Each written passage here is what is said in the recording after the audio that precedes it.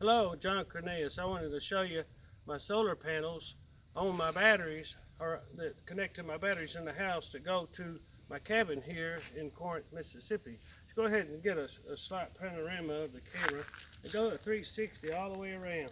Come back to me. Show them where we are, what's going on. Now we got blueberries right here in front of it. Great plant to plant near your solar panels because they don't grow too hard. But anyways, we got a solar array here that's got 250 watt solar panels. And so we got roughly 2,000 watts here. And then we're going to add another 10 more solar panels on.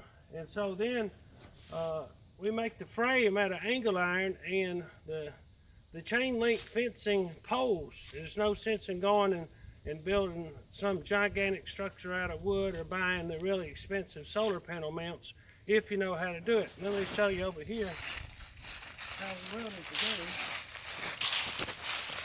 And you see, this is just the chain link fencing posts, and these were some really old ones I got free on this part. And then you beat it flat, and then you put a bead here, and, you know, and this ain't the 1/2 beading. Don't get close up; they don't need to see how terrible of a welder I am. But anyways, it works. And then what I did is over here we put angle iron on top of the structure, and then you can slide your panels up one, and then put the next one on and slide it on, and then each one has its own angle iron, and then you just separate them.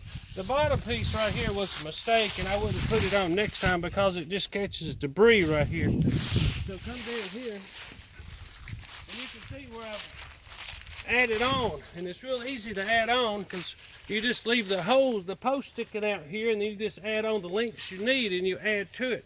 And these braces right here are to help it be more sturdy.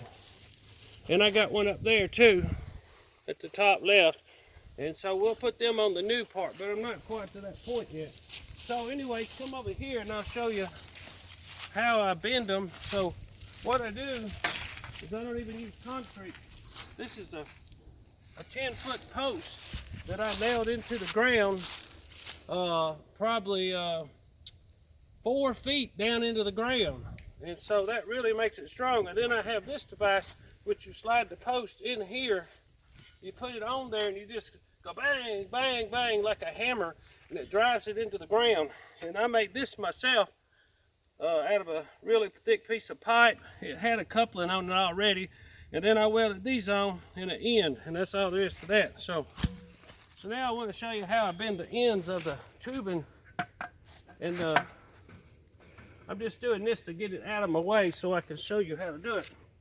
So basically, this keeps you from having to buy a whole bunch of hardware and screws and everything that could fail. So you just hold this hammer up behind it, and then you kind of get it the angle you want. You just tap it, and it just starts bending it. It's not very hard, like this.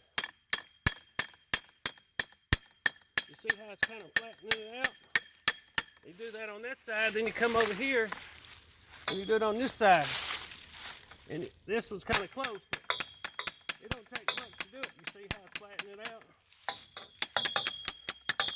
So that's how you do it. So once it gets flattened out on both sides, and then you come over here and you can see the last one I welded right here.